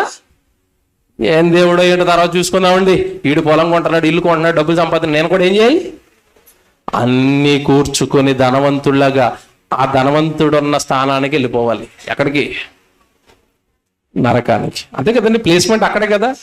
ధనవంతుడు పరలోక రాజ్యంలో ప్రవేశించుట దుర్లభము. మరి ఎక్కడికి వెళ్తాం? ఆల్రెడీ ధనవంతుడు ఉన్న ప్లేస్ రిజర్వేషన్ చేసుకుని ఒకడు. లోకసువార్త 16వ అధ్యాయంలో వాడి పక్కకి వెళ్ళిపోవడానికే మానవ జాతి ఆలోచిస్తుంది. కాస్త మనోనేత్రాలు వెలిగించుకోండి ఈ రాత్రి నేను చెప్తున్న మాటలతో. మీరు పుట్టింది దేవుడి కోసం, దేవుడికి ఫలాలు ఇవ్వడానికి, దేవుడికి ఘనత తీసుకురావడానికి. ఎవరి కోసం అయ్యా బ్రతికేస్తున్నావు నువ్వు? దేవుడు కట్టిన అందమైన దేహాన్ని ఎవరికి ఇచ్చేస్తున్నావు? దేనికి వాడేస్తున్నావు దాన్ని? నీ కళ్ళు, నీ చెవులు, నీ నాలుక, అసలు నీ పెదవులు, అందులో పెట్టిన గొంతు, ఇవన్నీ దేవుడి కోసం ఉపయోగపడుతూ ఉంటే దేవుడికి ఎంత ఆనందం, దేవుడికి ఎంత సంతోషం. జన్మ పరమార్థాన్ని మనిషి మరిస్తే ఒక్కసారి చెట్టును చూడు, ఏ ఫలాల కోసం వేశానో ఆ ఫలాలే అది కాస్తుంది. ఆ కింద చదువుతూ ఒక మాట అంటాడు, తర్వాత మాట చదవండి 44. ప్రతి చెట్టు తన ఫలముల వలన తెలియబడును. చూసారా, ప్రతి చెట్టు తన ఫలముల వలన. ఏమంటే మీకు తెలుసో లేదో, కొన్ని పాదులు ఉంటాయండి, ఈ వర్షాకాలం ఎక్కడ పడితే అక్కడ వచ్చేస్తాయి. అవి పాదు వస్తున్నప్పుడు అంటే అది కాయ కాసేంత వరకు ఏ పాదు కూడా తెలియదు చాలా మందికి. కాకరకాయ కాస్తే అప్పుడు అనుకుంటారు ఇది కాకరకాయ పోదు, దొండకాయ కాస్తే అప్పుడు అనుకుంటారు దొండకాయ పోదు, పుచ్చకాయ కాస్తే అప్పుడు అనుకుంటారు పుచ్చకాయ పోదు. చాలా మందికి తెలీదు. ఫలాన్ని బట్టి చెట్టుని ఏం చేసాం? గుర్తించాం. నీ ఫలాలను బట్టే నువ్వు పరలోకపు తండ్రిగా, పరలోకపు తండ్రికి కుమారుడుగా, పరలోకపు తండ్రికి కుమార్తెగా సమాజం గుర్తిస్తుంది. మళ్ళా చెప్తున్నాను, జాగ్రత్తగా వినండి. నీ నోట్లో నుంచి వచ్చే మాటలు, నీ ప్రవర్తన, నీ చూపు, నీ క్యారెక్టర్, దీని అంతటిని బట్టి దేవుని కుమారుడండి, దేవుని కుమార్తె అండి. క్రియల వలన దేవుడికి మహిమ, నీ మాట వలన దేవుడికి మహిమ. అందుకే ఇక్కడ రాస్తున్నాడు, అది 44వ వచనం అదే. ప్రతి చెట్టు తన ఫలముల వలన తెలియబడును. ముండ్ల పొదలలో అంజూరపు పండ్లు ఏరుకొనరు, కోరింద పొదలో ద్రాక్ష పండ్లు కోయరు. సజ్జనుడు. ఎందుకు చెప్పాడు ఇదంతా అంటే మన గురించే. చెట్టును చూపించినా, చీమను చూపించినా మనకు బుద్ధి జ్ఞానం కలగడానికి చెప్తాడండి. ఇప్పుడు అది చెప్తాడు చివర, సజ్జనుడు తన హృదయమును మంచి ధననిధిలో నుండి సద్విషయములను తెచ్చును. నువ్వు మంచివాడవైతే నీలో నుండి ఏమొస్తాయట? సద్విషయాలు, మంచి విషయాలు. నువ్వు చెడ్డవాడవైతే నీ హృదయంలో నుండి ఏమొస్తాయి? దుర్విషయాలు. కింద చదవండి, లాస్ట్ మాట, చివరి మాట. హృదయము నిండియుండు దానిని బట్టి ఒకని నోరు మాట్లాడును. అంటే మన మాటలు దేని నుండి వస్తున్నాయట? హృదయం. హృదయములో ఏదో నిండుకుంది. మీరు చూడండి, రాజకీయాలంటే బాగా పిచ్చున్నవాడు, వాడు ఏ సబ్జెక్ట్లోకి మనం వెళ్ళినా తిప్పి తిప్పి ఎక్కడికి వస్తాడు మళ్ళీ. జగన్ గారు ఎలా ఉన్నారో తెలుసా? చంద్రబాబు నాయుడు గారు ఇల్లు ఎక్కడ కడుతున్నారో తెలుసా? అంటే మనకెందుకు చెప్పండి, ఏం ఉపయోగం? ఈ రాజకీయాల మీద పిచ్చి. అంటే వాడు హృదయం నిండా ఏమి నిండుకున్నాయి? రాజకీయాలు. మాట్లాడితే పార్టీలు, రాజకీయాలు, ఎమ్మెల్యేలు, ఎంపీలు అంటాడు. ఒక్క నయా పైసా ఉపయోగం దాంతో ఉండదండి. కొంతమంది హృదయం సినిమాలతో నిండిపోద్ది. వాడి కథ పండు, వాడి నోట్లోంచి మాటలన్నీ ఏమొస్తాయి? సినిమా మాటలు. ప్రభాస్ సినిమా అదే అంటాడు, అల్లు అర్జున్ అది చేశారు అంటాడు, మా హీరో అలాగున్నాడు అంటాడు, ఈ హీరో ఇలాగ ఉన్నాడు అంటాడు. ఈడు మాత్రం ఇంట్లో చూడాలండి దౌర్భాగ్యమైన పరిస్థితి. ఇంట్లో ఏముండదు, హీరోయిజం ఫ్యాన్ అంటాడు. హృదయం దేంతో నిండిపోయింది? సినిమాలతోనా, రాజకీయాలతోనా, డబ్బు పిచ్చితోనా, స్త్రీల పిచ్చితోనా, అందం పిచ్చితోనా? నీ హృదయంలో ఏది నిండితే నోట్లో నుంచి ఏమొస్తాయి? అవే వస్తాయి. చెట్టు ఏదేస్తే కాయదే వచ్చింది. దేవుడు మనుషులను పుట్టించినప్పుడు అండి పరిశుద్ధులుగా, పవిత్రులుగా, యథార్థవంతులుగా, నిర్దోషులుగా పుట్టించాడు. కానీ ఈరోజు మనిషి నోట్లో నుండి వస్తున్న మాటలన్నీ కూడా రండి కక్ష, ఏమండి ద్వేషం. ఏమండి ఈరోజు మీరు ఈ జూలై నెల, జూన్ నెల మీరు చూసారో లేదో రండి, ఎక్కువగానండి పిల్లల మీద అత్యాచారాలు, చిన్న పిల్లల మీద పాడు చేసి చంపేస్తున్నారు. వాడి హృదయం దేంతో నిండిపోయింది? కామ వికార చేష్టలతో నిండిపోయింది. ఎదురుగ్గా ఉన్నది ఏమంటే పసిబిడ్డలు కూడా చూడటం లేదు. విజయనగరం శ్రీకాకుళం మధ్యలో అక్కడ చెప్పారండి వార్త. ఉయ్యాలలో ఉన్న 9 నెలల పసికందును అత్యాచారం చేసి చంపేశాడు. అత్యాచారం చేసినవాడు ఎవరో కాదు, వాళ్ళ సొంత తాతట. ఉయ్యాల్లో ఉన్న పసిబిడ్డను తీసుకున్నాడు, అత్యాచారం చేశాడు. తల్లి కళ్ళల్లో కారం కొట్టండి ఆ బిడ్డను చేతి నుంచి లాక్కుంది.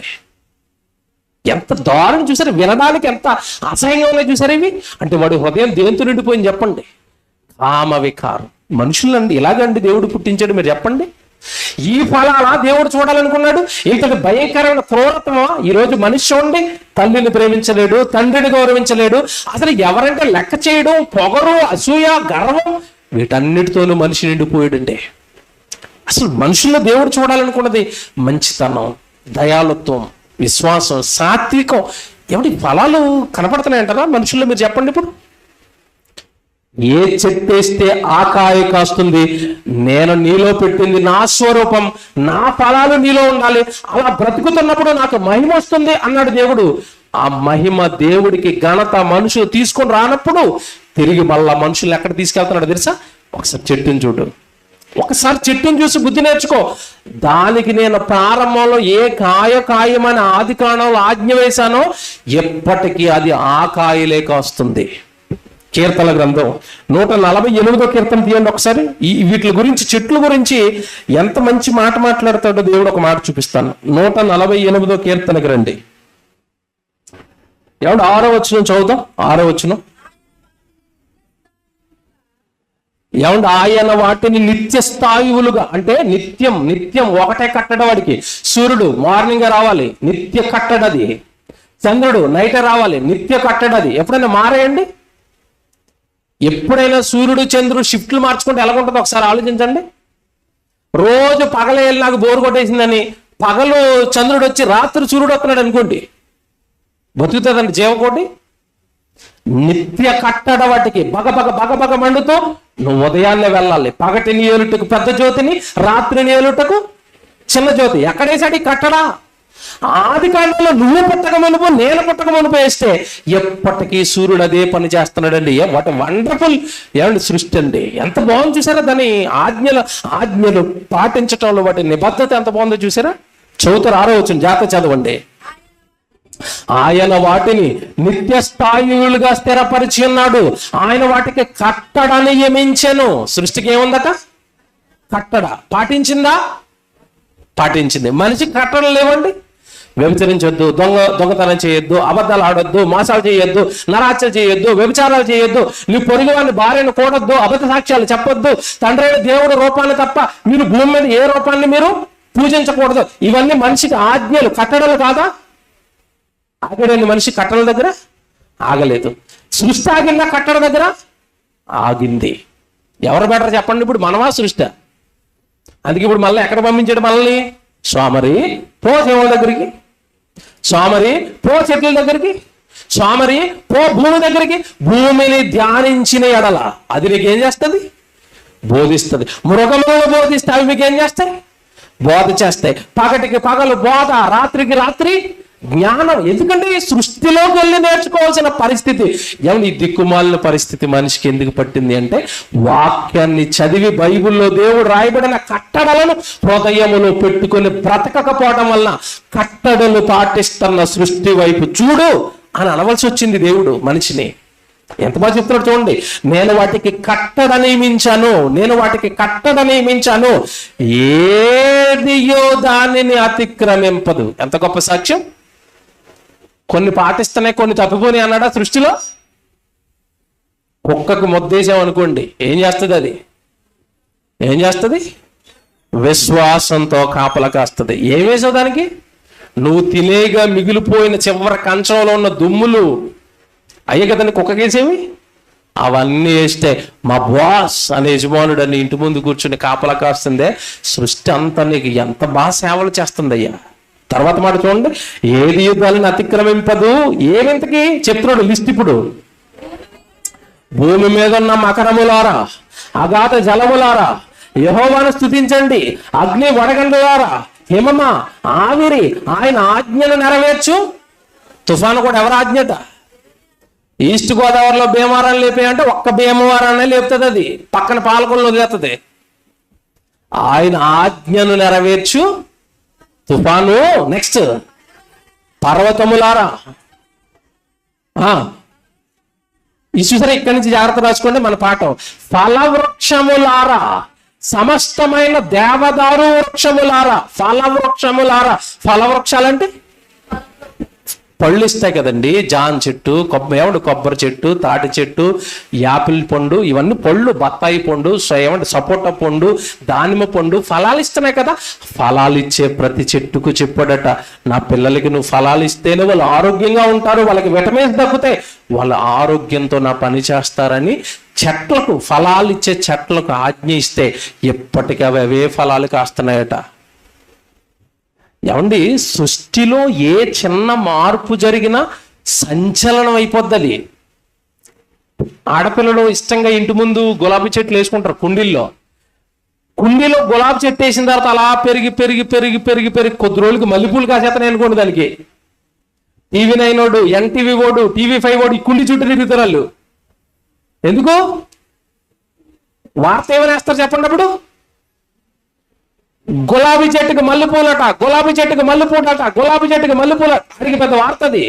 ఈ కుండి చూపిస్తాడు, ఆ మొక్క వేసిన మొక్కం చూపిస్తాడు, ఇంకా ఆ రోజంతా అదే వార్త మనకి. అంటే గులాబీ చెట్టుకి మల్లెపూలు కాయవా? కాయవు. పరిశుద్ధుడైన దేవుడి గర్భాన్న పుట్టిన తన కొడుకైన మనిషిలో పాపపు పళ్ళు కాయొచ్చా? కాయకూడదు. కానీ ఆగాయా? చాలా దారుణం కదండి ఇది. ఎంత దారుణం అండి. అందుకే దేవుడు చివరిగా మాట ముగిస్తాను. ఇక యాకోబు పత్రిక వచ్చేసరికి మనిషిలో ఉన్న దుర్గుణాలన్నిటికీ కారణం, మనిషి చెడిపోవడానికి, పాపాలు చేయడానికి ఒకే ఒక కారణం అండి, తన నోట్లో ఉన్న నాలుకను అదుపులో పెట్టుకోకపోవటం. అదొకటి చెప్పాడు. అది చెప్పండి, మనిషి పాపాలకు, సర్వ పాపాలకు కారణం అదే అని చెప్పి అక్కడ మళ్ళీ చెట్ల ప్రస్తావన తెస్తాడు. చెట్టే మళ్ళీ అక్కడ కూడా చెట్టు గురించి చెప్తున్నాడు. యాకోబు గారు రాసిన పత్రిక మీరు రండి, ముగించేస్తాను. ఇక యాకోబు గారు రాసిన పత్రిక 3వ అధ్యాయం 8వ వచనం చూద్దాం. యాకోబు గారు రాసిన పత్రిక 3వ అధ్యాయము 8వ వచనం. ఏ నరుడును నాలుకను సాధు చేయనేరడు. దేంతో నిండిపోయిందట? విషం. ఏ నరుడును తన నాలుకను సాధు అది మరణకరమైన విషముతో నిండినది. విషం ఎక్కడుంది ఇప్పుడు? నా మనిషికి నాలుక మీద విషం ఉందా? విషమా? విషపు మాటల ప్రేమ లేని మనిషి విషమట. మనిషి నాలుకే విషమటండి. ఎవరి మీద జాలి, దయ, ప్రేమ ఉండదు. వాడు బాగుండడానికి, వాడు గొప్పవాడు అవడానికి. నేను చాలా మందిలో చూసిన ఒక స్వభావం చెప్తున్నానండి. నాలుక మీద విషం ఉంటుందంటే కారణం చెప్తాను, మీకు అర్థం అవడానికి చెప్తున్నాను. ఉదాహరణ, నేను మ్యాక్సిమం చాలా మందిలో గమనించిందండి, వాడు గొప్పవాడు లేదంటే వాడు మంచివాడు అని నిరూపించుకోవడానికి తన చుట్టూ ఉన్న వాళ్ళందరినీ చెడ్డవాళ్ళని చేస్తాడు. మీరు చూసారో లేదో, చాలా మంది మనుషుల్లో ఈ స్వభావం ఉంటుంది. వాడి ముందు ఎవరినైనా పొగిడినా తట్టుకోలేడు, వాడి ముందు ఎవరైనా గొప్పగా అతను చాలా మంచోడండి, గొప్పగా ఉన్నాడంటే వాడేం మంచోడండి, వాడి చేష్టలు మీకు ఏం తెలుసు అని చెప్పమంటారా? లిస్టు రండి అక్కడ కూర్చొని టేబుల్ మీద అంటాడు. ఇక వాడి జీవితంలో ఏవో తెలుసో తెలియకో చేసిన తప్పులు పాపాలన్నీ వీడు బుర్రలోకి ఎక్కించి వీడు బుర్రలో వాడి మీద ఉన్న మంచిని తీసేసేంత వరకు వీళ్ళు నిద్రపోడిక. మనిషి నాలుకలు ఏముంది చెప్పండి? ఇప్పుడు విషం. మనిషిని సహించడండి, మనిషిని భరించడండి, మనిషిని ప్రేమించలేకపోతున్నాడండి. అందరి నాలుకల పైన దేవుడు చూసిందండి విషం చిమ్ముతున్నాడు మనిషి. ప్రేమ, సమాధానం, సఖ్యత ఇవి దేవుడు కోరుకుంటే ఇవి మనుషుల మధ్యలో ఈ రోజు లేవు. చివరికి వెళ్ళేసరికి చూడండి, మనుషుల నాలుక విషముతో నిండినది, అది నిరర్ఘలమైన దుష్టత్వమే. ఏ తత్వం అట? దుష్టత్వం. మనిషి పుట్టినప్పుడు ఏ తత్వంతో పుట్టాడు? పుట్టేటప్పుడు ఏ తత్వంతో పుట్టించాడు? దైవత్వం. జాగ్రత్తగా వినాలి. లోకానికి తెలియని ఒక సీక్రెట్ చెప్తున్నానండి. ఎప్పుడైనా అత్యాచారం జరిగినప్పుడు మనిషి నరికేస్తున్నప్పుడు, చంపేస్తున్నప్పుడు, ఈ మధ్యకాలంలో వినుకోటలో రోడ్డు మీద ఒక వ్యక్తిని నరికి చంపేశారు, చూసారు కదా మీరు. అప్పుడు పేపర్లో ఏమని రాశారు తెలుసండి? మానవత్వం మంట గలిసిన వేళ. విన్నారా? ఏం పోయిందట? నేను మాట్లాడగలండి. మీరు బైబిల్ మొత్తం చదవండి. బైబిల్ మొత్తంలో ఎక్కడైనా మానవత్వం అన్న మాట ఉందేమో చూడండి. ఉండదండి. ఎందుకు ఉండదో తెలుసా? మనిషిలో ఉండేవి రెండు తత్వాలు. ఉంటే దైవత్వం, లేకపోతే దుష్టత్వం. నరాచలకు మూలకారకుడు ఎవరు? దుష్టుడు. అబద్ధాలకి దుష్టుడు. అంటే అబద్ధాలు ఆడుతున్నా, వ్యభిచారం చేస్తున్నా, దొంగతనం చేస్తున్నా వాళ్ళలో ఉన్నది ఎవరు? దుష్టుడు. అంటే మనిషి ఉంటే దైవంగా ఉంటాడు, లేదంటే దుష్టుడుగా దుష్టత్వంతో ఉంటాడు. మానవత్వం అన్న మాట ట్రాష్. లోకం పుట్టించింది అది. మనిషిలో మానవత్వం అంటే మనిషి తత్వం. అసలు మనిషికి స్వతహాగా తత్వం ఎక్కడిది? పుట్టేటప్పుడు అతనిలో పెట్టిన తత్వం ఏ తత్వం? దైవత్వం. ఉంటే ఆ దైవత్వం ఉండాలి, పోగొట్టుకుంటే ఏ తత్వం వస్తుంది? దుష్టత్వం. ఇక మానవత్వం ఎక్కడిదో నాకు చెప్పాలి. ఎక్కడిది మానవత్వం? మానవత్వం అన్న మాట అబద్ధం అండి. వాడు దొంగతనాలు చేస్తున్నాడా? నరాచలు చేస్తున్నాడా? దుష్టుడు వాలో ఉన్నాడు. సాతాను వాడిని పట్టాడు. ప్రభు దగ్గరకు వస్తే దుష్టత్వం పోయి ఏ తత్వం వస్తుంది? దైవత్వం. దేవుని వాక్యము ఎవరికి వచ్చునో వారే దైవములు. అంటే ఎలా మారుతాడు? మళ్ళీ దైవత్వంలోనికి వస్తాడు. ప్రేమ, జాలి, దయ, అందరిని రక్షించాలి, అందరిని కాపాడాలి, అందరికి వాక్యం చెప్పాలి, అందరిని పరలోకాన్ని తీసుకెళ్ళాలి. ఎందుకంటే ఈ మానవ జాతి దేవుడి దగ్గరికి రాకపోయినా, దేవుడి మాటలు వినకపోయినా, దేవుడు బ్రతకమన్నట్టుగా దేవుడి కొరకు బ్రతకకపోయినా చచ్చి వెళ్ళిపోయేది నరకానికి. కనుక నా సోదరులను కాపాడుకోవాలి. అందుకు నా ₹1000 కష్టార్జితం ఖర్చు అయిపోయినా పర్వాలేదు. ఏమంటే ఈరోజు మనందరినీ ఇక్కడ కూర్చోబెట్టి వాక్యం చెప్పిస్తున్న కుటుంబం ఖర్చు పెడుతున్న ₹1000 వాళ్ళ కష్టార్జితం కదండి. ఎందుకు ఖర్చు పెడుతున్నారు? నా సహోదరులకు నా తండ్రి మాటలు తెలియాలి. ఇది దైవత్వం. అంటే త్యాగం, సహనం. ఏమండి, దేవుడు ప్రాణం పెట్టేశాడు యేసుక్రీస్తుల వారు. మనం కూడా మన సాధ్యమైనంత మట్టుకు దేవుడి కోసం ఏదో ఒకటి పెట్టాలి. ఇదండి దైవత్వం అంటే. కానీ మనుషులు దేవుడు చూస్తున్నది ఏ తత్వం అట? అది వారిలో నిండుకుపోయిన మాట చదవండి. ఆ మాట అది నిరర్ఘలమైన దుష్టత్వమే. నిరర్ఘలమైన అంటే ఆ పదానికి అర్థమేంటి తెలుసండి? నియంత్రణను లేని దుష్టత్వం. నియంత్రించలేకపోతున్నారండి. అంత భయంకరమైన దుష్టత్వం మనిషిలో పేరుకుపోయింది. తర్వాత మాటలు చదవండి. తర్వాత మాటలు దీనితో తండ్రి అయిన ప్రభువును స్తుతించుచు, దీనితోనే దేవుని పోలికగా పుట్టిన మనుషులను శపింతుము. ఒక్క నోటి నుండి ఆశీర్వాదమును శాపవచనమును బయలు వెళ్ళును. నా సహోదరులారా, ఇలా ఉండకూడదు. ఒక నోటితో దేవుడికి పాటలు పాడుతూ బయటికి వెళ్ళి అదే నోటితో మనుషులతో బూతులు తిట్టొచ్చా? ఒక నోటితో 2 రావచ్చా? దేవా దేవా దేవా అని ఇంట్లో ప్రార్థన చేస్తున్నావు, బయటికి వెళ్ళి ఫైటింగ్ చేస్తున్నావు. ఇదేంటిది? ఎలా ఉందేంటి నీ హృదయం? ఒక్క నోటి నుండి ఆశీర్వాదం, ఒక్క నోటి నుండి శాపం, ఈ 2 నీ నోట్లోంచి రాకూడదు. పవిత్రత, పరిశుద్ధత, మరోపక్క దుష్టత్వం, దుష్టుని మాటలు, ఇవి రాకూడదు.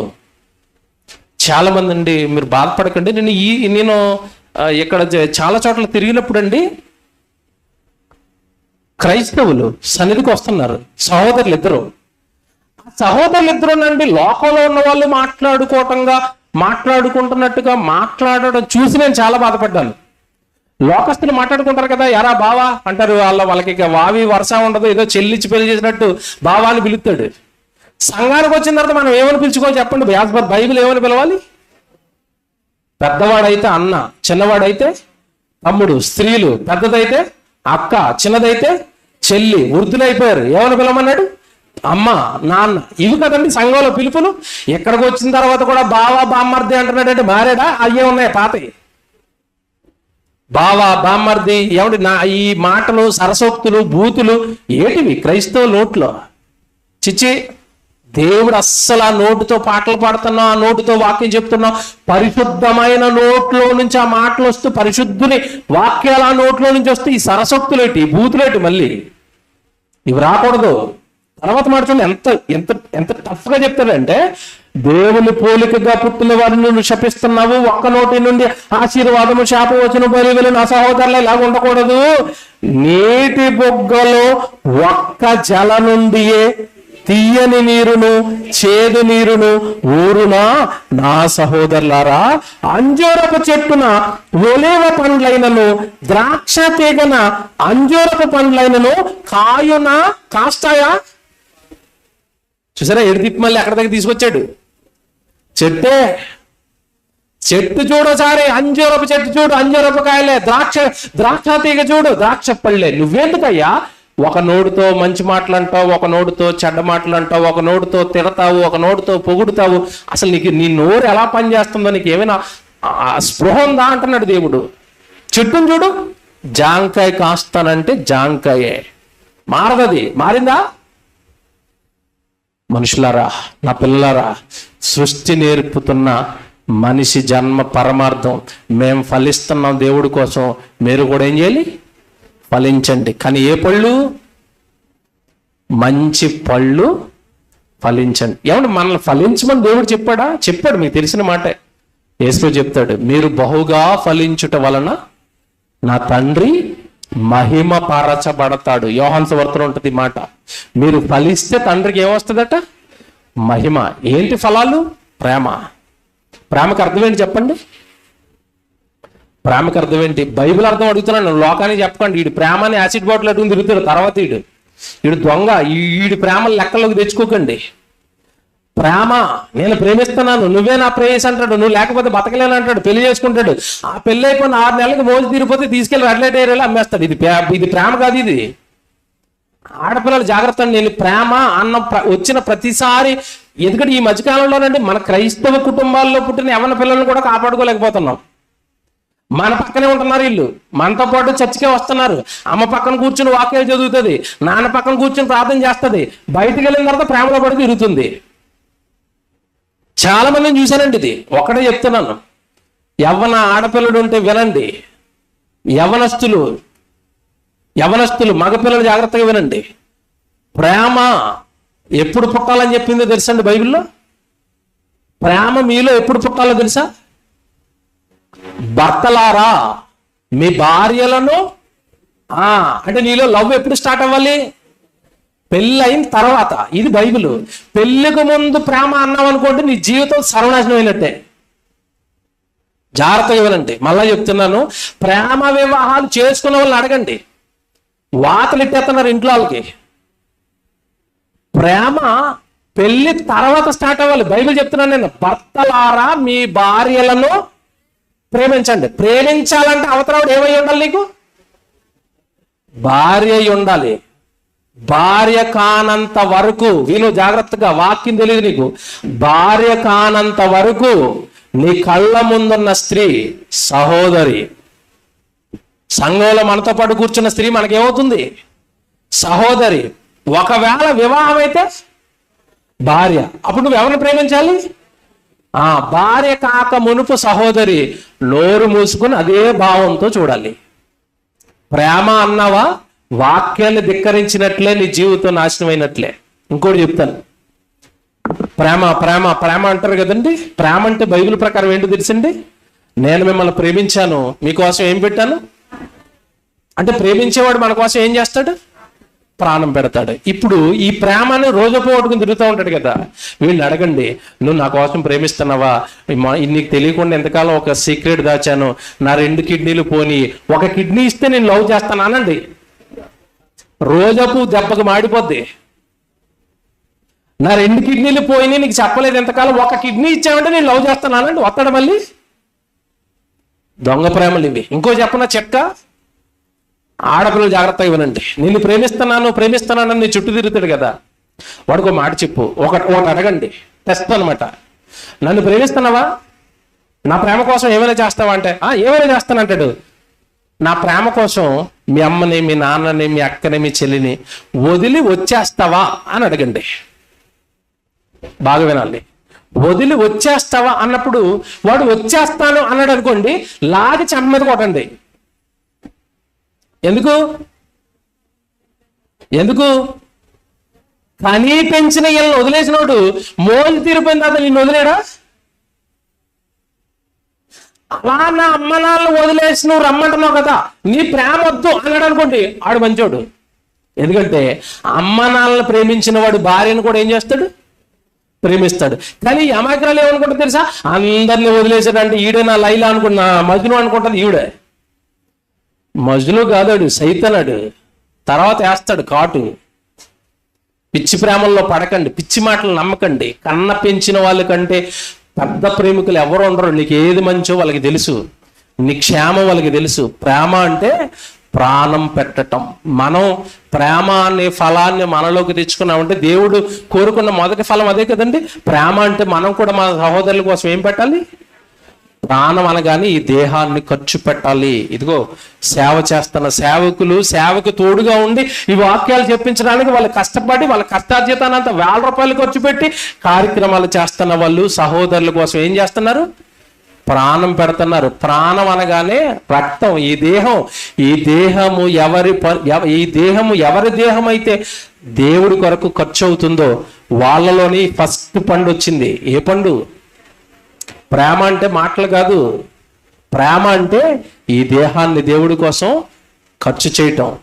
వీళ్ళు కష్టార్జితం ఎలాగొస్తుందో తెలుసండి. ఈ డబ్బులు పనిచేసేటప్పుడు కష్టపడి ఎండలో పనిచేస్తున్నప్పుడు మన దేహంలో ఉన్న రక్తం అంతా చెమటగా కారి వెళ్ళిపోతుంది. ఇప్పుడు గంటన్నర నేను నిలబడి ప్రసంగం చేస్తానని చెమటలు కారిపోతున్నాయి లోపల, అదంతా ఖర్చు అయిపోతున్నది. అది ఏంటి చెప్పండి? మా రక్తం. ఈ గంట ప్రసంగానికి రాత్రి ఒక 12 గంటలు జర్నీ చేశాను, ఇప్పుడు మళ్ళీ మా ఇంటికి వెళ్ళడానికి ఒక 12 గంటలు జర్నీ చేస్తాను. 24 గంటల ప్రయాణం అంటే శరీరం ఏమైపోతుంది చెప్పండి? ఖర్చు అయిపోతుంది. ఆరోగ్యము, రక్తము, శక్తి, బలము. ఇలా దేహం, ఎవరి దేహం అయితే దేవుడి కొరకు ఉపయోగపడుతుందో వాళ్ళలోకి వచ్చింది మొదటి ఫలం. ఏ ఫలం? ప్రేమ. కనుక అలాంటి ఫలాలు ఇచ్చి మీ తండ్రిని మీరు మహింపరచండి. దేవుడు పని చేసి దేవుడిని మహింపరచండి. దేవుడి పని అనగానే దేవుడి మీద ప్రేమ ఉన్నవాడు తన జీవితాన్ని, తన ఆరోగ్యాన్ని, తన కష్టార్జితాన్ని అన్నిటినీ త్యాగం చేయడానికి ముందుకు వస్తాడు. వాళ్ళలోని ఫస్ట్ ఫలం వచ్చింది.